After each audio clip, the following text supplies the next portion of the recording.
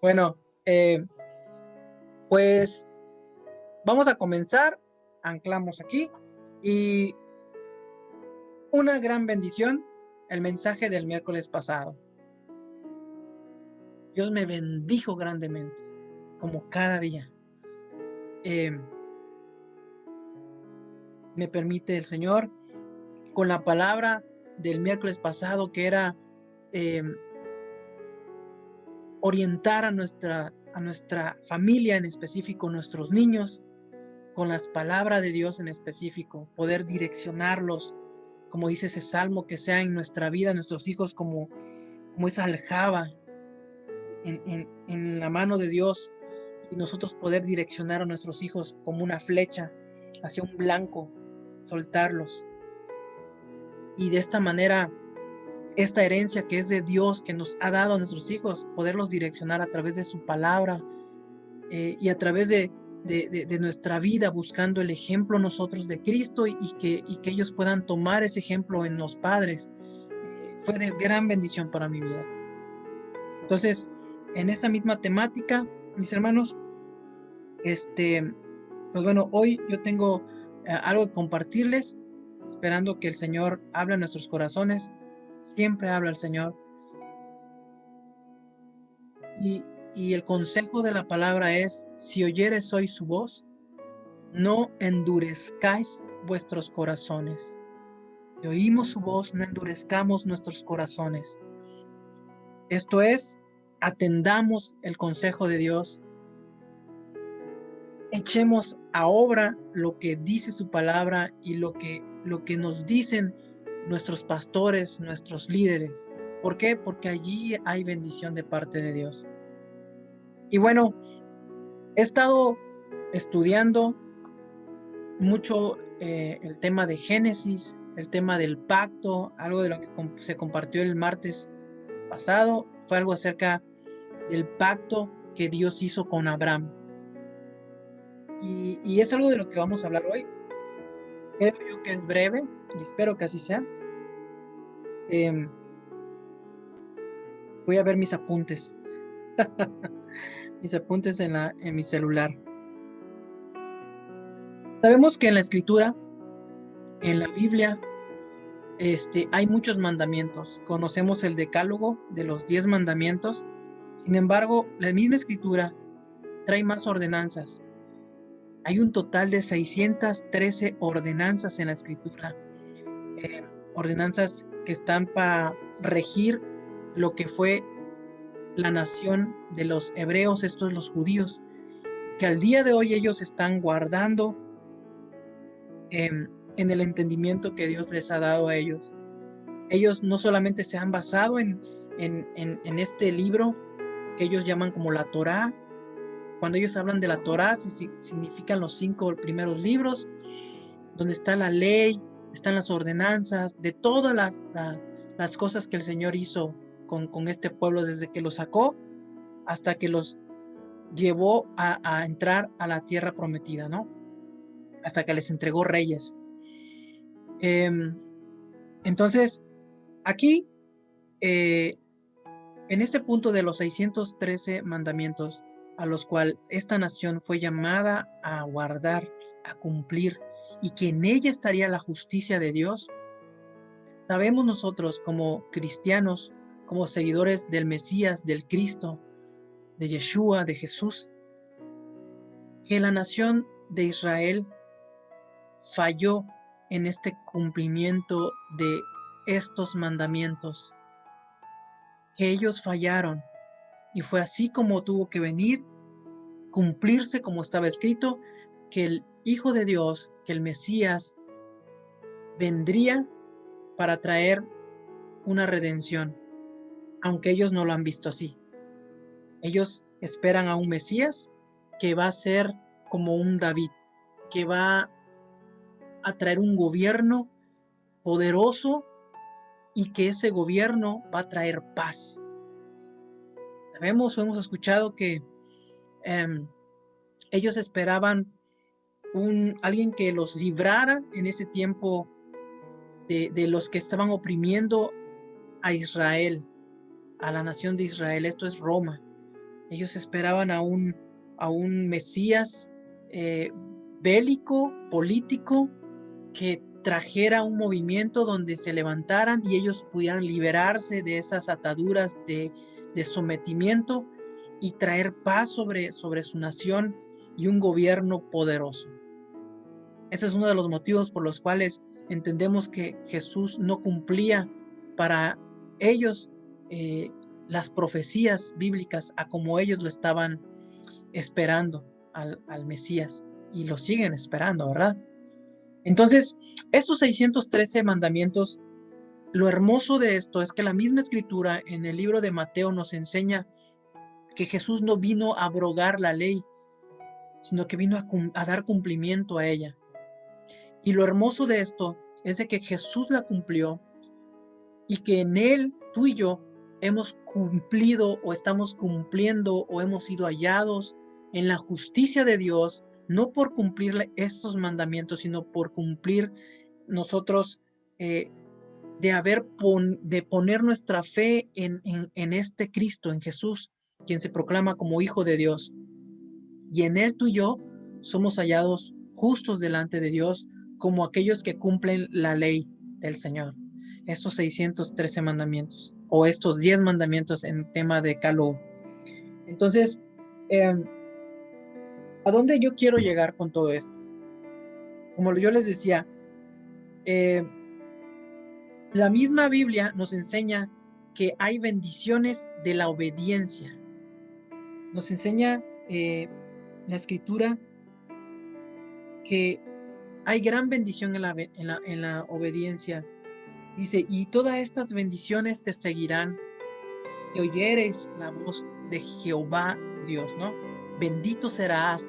Y sabemos todas estas, o hemos escuchado estos versículos que enseñan, pero también dice que había maldición para aquellos que no están atendiendo los mandamientos de Dios, ¿no? Entonces hay un principio, en la obediencia a nosotros, en la obediencia a su palabra, en la obediencia a Dios, nosotros tenemos bendiciones. Benditos seremos en nuestra entrada y nuestra salida, benditos seremos en nuestro campo, no habrá esterilidad, etcétera, etcétera, etcétera. Y sabemos, por eso ahora les digo, en Jesús es que tú y yo, nosotros estamos alcanzando la bendición del Señor. En Jesús nosotros somos como ese Abraham, hemos alcanzado la bendición de las naciones, la alcanzamos nosotros como gentiles en Jesús. Entonces, vamos a ver el pacto que Dios hizo con Abraham, y ese está en el libro de Génesis 17. Ahorita lo voy a poner. Génesis 17.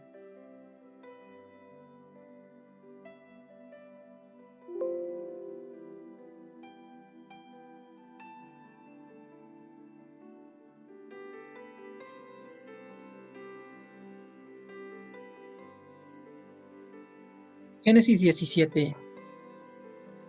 Dice, era Abraham de edad de 99 años cuando le apareció Jehová y le dijo, yo soy el Dios Todopoderoso, anda delante de mí y sé perfecto. Anda delante de mí y sé perfecto. Y pondré mi pacto entre mí y ti, y te multiplicaré en gran manera. Entonces Abraham se postró sobre su rostro, y Dios habló con él diciendo, he aquí mi pacto es contigo, y serás padre de muchedumbres de gentes.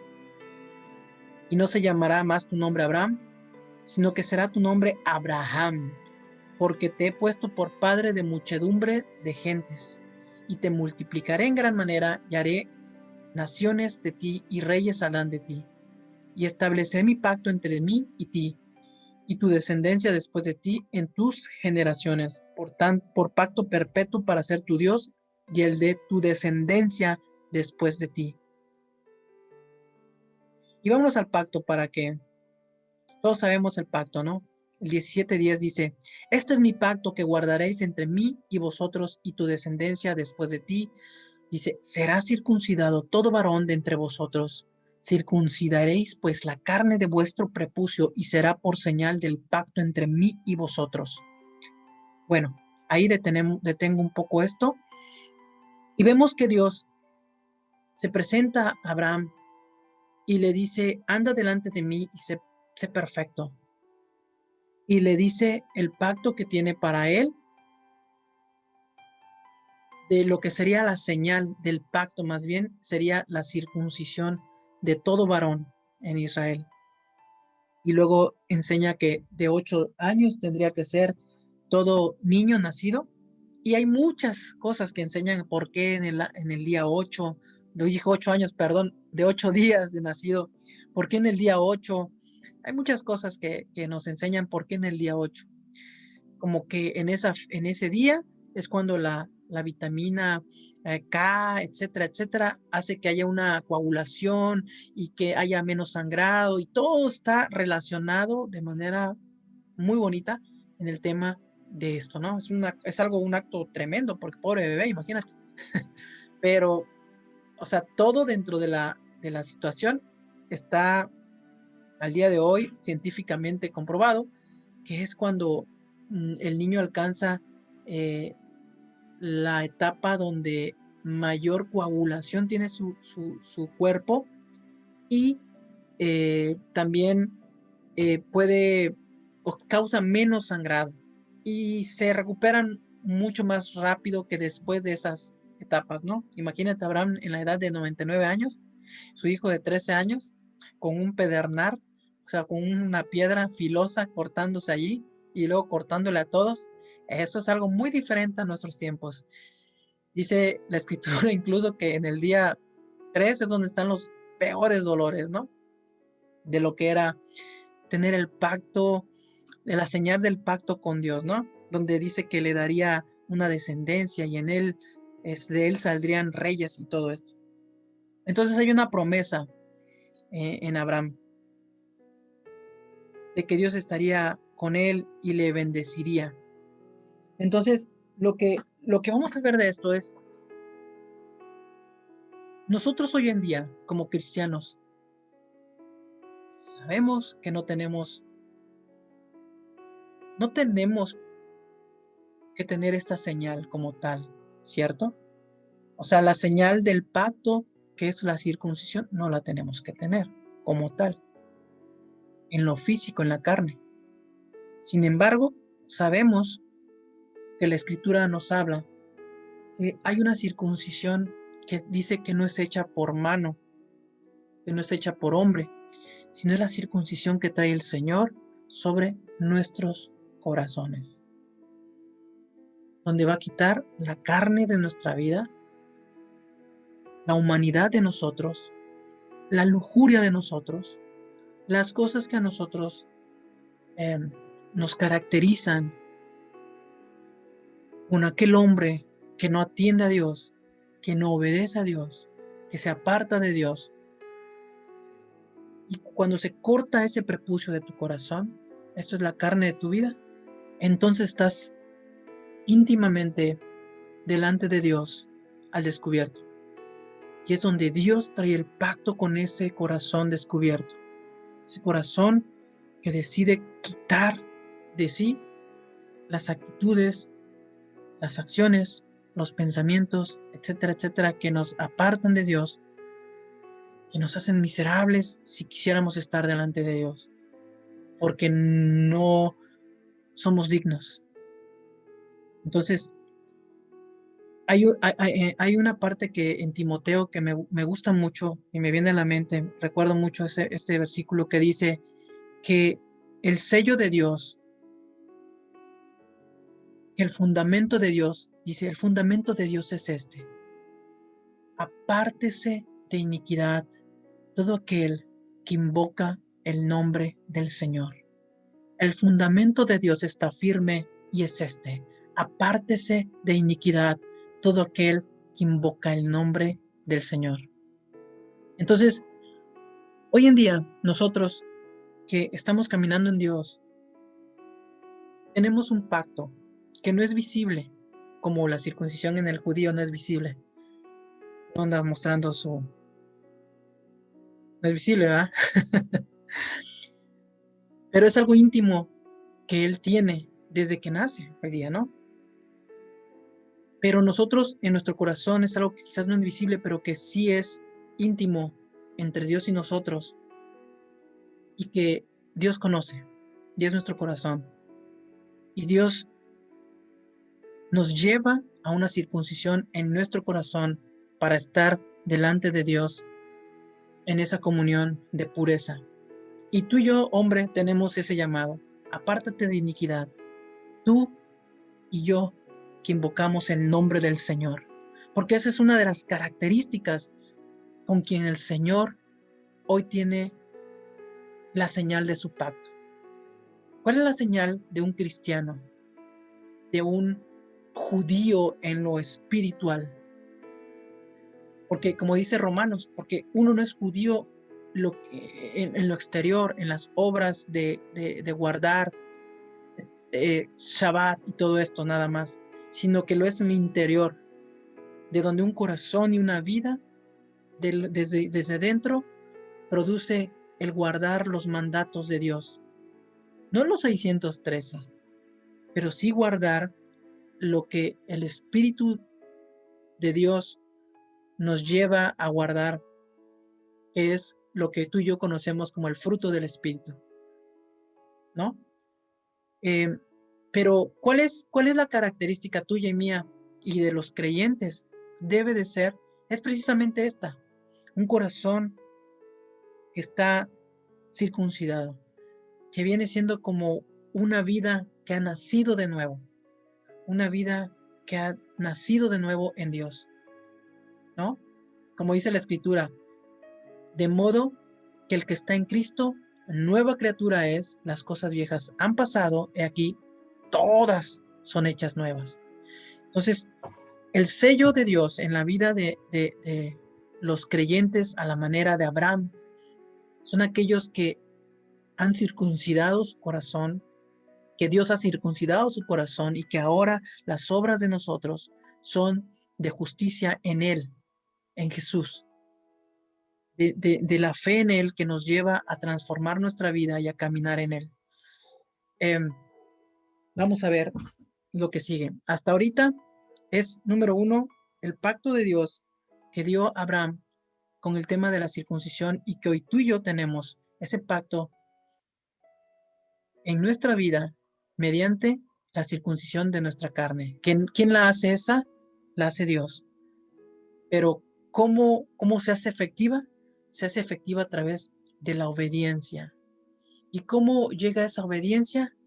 A través de la gracia de Dios que nos lleva a obedecer, que pone una pasión en nuestro corazón por caminar en sus caminos, por conocerle más.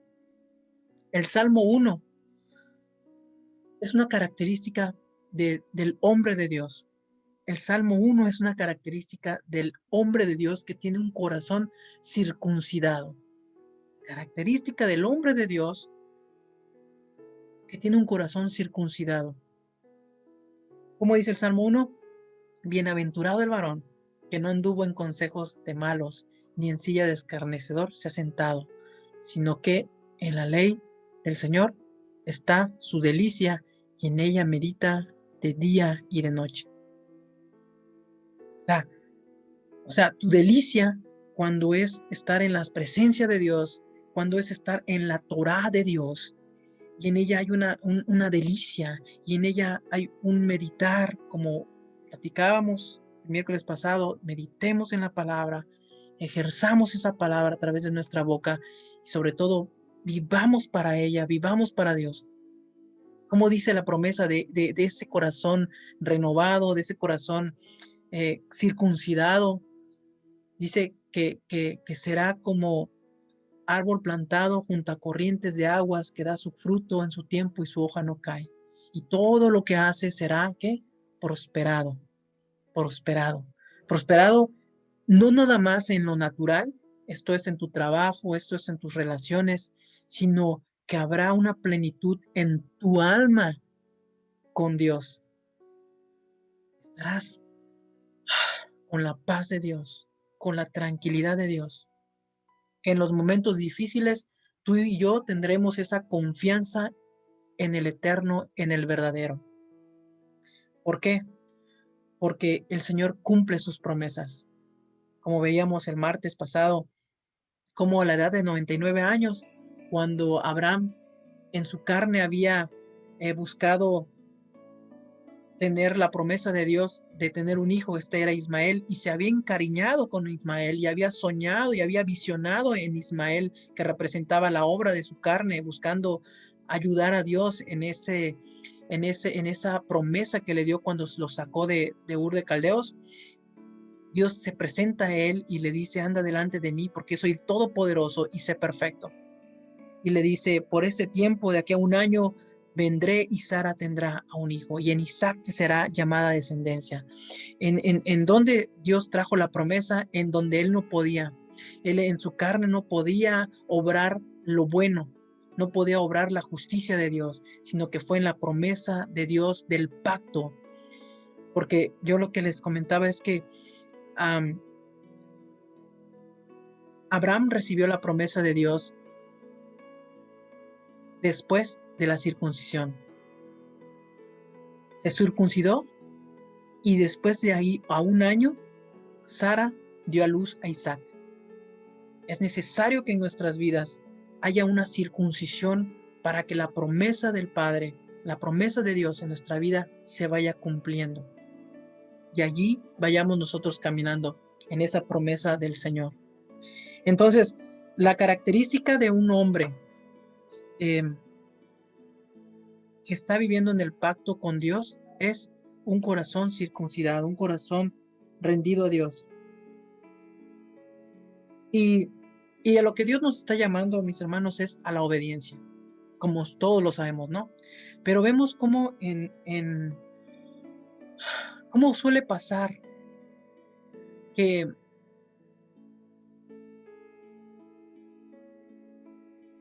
por ejemplo, Saúl, cómo estaba engañado, cómo estaba, pues, tan mal, que en el libro de Samuel 15, está bien largo todo esto, no creo poderlo leer todo, pero habla acerca aquí de cómo Dios le llama y le da una instrucción bien clara, que está en primera de Samuel 15:3, que le dice así: ve pues y hiere a Amalec y destruye todo lo que tiene, y no te apiades de él. Mata a hombres, mujeres, niños y aún los de pecho, vacas, ovejas, camellos y asnos. Ustedes han leído esta parte, me imagino, y si no, les cuento.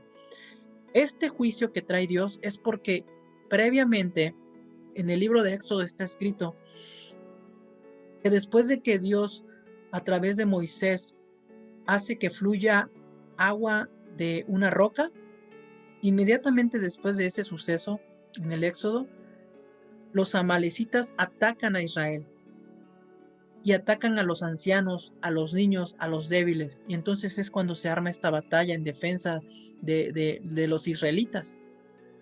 Y Dios desde ahí declara que habría guerra perpetua con los amalecitas hasta que los destruya completamente. Y hay un mandato de parte de Dios cuando da en Deuteronomio el recuento de los mandamientos. Hay una parte específica donde dice que serán tendrían que raerlos cuando Dios les entregue reyes. Y cuando ya viene un rey, este es Saúl, ya Dios le dice: ok, ya es tiempo de ejecutar ese mandato que yo di. Y es aquí donde Dios ya llama a Saúl para que ejecute esta obra, ¿no? En el 15:9 dice: y Saúl y el pueblo perdonaron a Agag y a lo mejor de las ovejas y del ganado mayor, de los animales engordados, de los carneros y de todo lo bueno, y no lo quisieron destruir, mas todo lo que era vil y despreciable los destruyeron. Y vino palabra de Jehová a Samuel diciendo: me pesa haber puesto por rey a Saúl, porque se ha vuelto en pos de mí, se ha puesto en mi contra, y no ha cumplido mis palabras. Y se apesumbró Samuel y clamó a Jehová toda aquella noche. Se puso triste Samuel y estuvo clamando al Señor. Madrugó luego Samuel para ir a encontrar a Saúl por la mañana y fue dado aviso a Samuel diciendo, Saúl ha venido a Carmel y aquí se levantó un monumento y dio la vuelta y pasó delante y descendió a Gilgal. Vino pues Samuel a Saúl y Saúl le dijo, bendito seas tú de Jehová, yo he cumplido la palabra del Señor. Así le dijo Saúl. Y Samuel le dijo, pues qué balido de ovejas, qué bramido de vacas es este que yo oigo con mis oídos, Saúl. Y dice este hombre, Saúl, de Amalec los han traído, porque el pueblo perdonó lo mejor de las ovejas y de las vacas para sacrificar a Jehová, tu Dios, pero lo demás todo lo destruimos. Entonces Samuel dijo a Saúl, déjame declararte lo que Jehová me ha dicho esta noche. Y él respondió, pues dime. Le dice, aunque eras pequeño en tus propios ojos, ¿no has sido hecho jefe de las tribus de Israel? Y Jehová te ha ungido por rey sobre Israel. Y Jehová te envió en misión y dijo, ve, destruye a los pecadores de Amalek y hazles guerra hasta que los acabes. ¿Por qué pues no has oído la voz de Yahweh, de Jehová, de Hashem, del Eterno, sino que has vuelto el botín y has hecho lo malo ante los ojos del Eterno?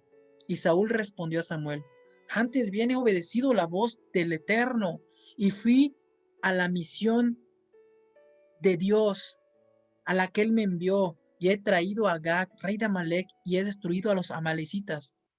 Mas el pueblo tomó las ovejas y las vacas y las primicias del anatema para ofrecer sacrificios a Jehová tu Dios en Gilgal. Y aquí dice Samuel, se complace Hashem, el Eterno, tanto en los holocaustos y víctimas como en que se obedezca la palabra de Jehová.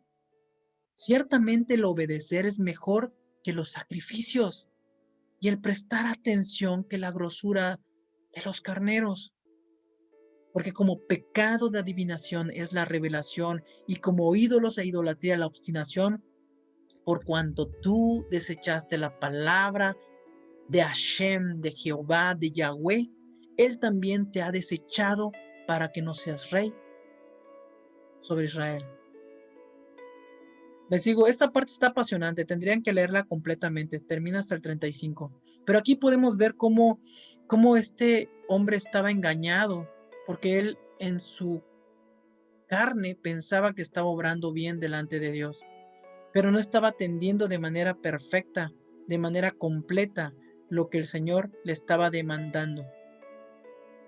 Hoy Dios a ti y a mí, a Daniel, a Luis al cuadrado, porque está Cepeda y Galván, y a mí, nos está pidiendo cosas específicas y claves y completas. Dios nos está llevando y nos busca para tener una obediencia madura, no una obediencia parcial. Hoy es el día de nuestra salvación. Si oyeres hoy su voz, no endurezcáis vuestros corazones. Nosotros debemos, varones, cortar con todo aquello que nos está impidiendo vivir delante de Dios en esa madurez. Anda delante de mí, sé perfecto. En la obediencia a Dios hay bendición que nos alcanzará, pero también en la desobediencia parcial, es como desobediencia delante del Señor. Y Dios nos está buscando y nos está llevando a esa obediencia en las áreas de nuestra vida. Vamos a ver un versículo que está en Juan, en el libro de Juan, capítulo 8. Juan está en el Nuevo Testamento, ¿verdad? San Juan 8. Vamos a leer esto. Dice, San Juan 8, 1. Dice, y Jesús se fue al monte de los olivos, y por la mañana volvió al templo, y todo el pueblo vino a él, y sentado él les enseñaba. Entonces los escribas y los fariseos le trajeron una mujer sorprendida en adulterio, y poniéndola en medio, le dijeron, Maestro, esta mujer ha sido sorprendida en el acto mismo de adulterio. Y en la ley nos mandó Moisés, la obediencia buscan ellos, apedrear a tales mujeres. Tú pues, ¿qué dices? Mas esto decían tentándole, para poder acusarle, Pero Jesús, inclinando hacia el suelo, escribía en la tierra con el dedo. Y como ellos insistían en preguntarle, se enderezó y les dijo: el que de ustedes esté sin pecado, sea el primero en arrojar la piedra contra esta mujer. Inclinándose de nuevo hacia el suelo, Jesús continuó haciendo lo que estaba haciendo, escribiendo en el suelo. Ellos, al oír esto, acusados por su conciencia, salieron de uno a uno, comenzando desde los más viejos hasta los postreros, y quedó solo Jesús y la mujer que estaba en medio.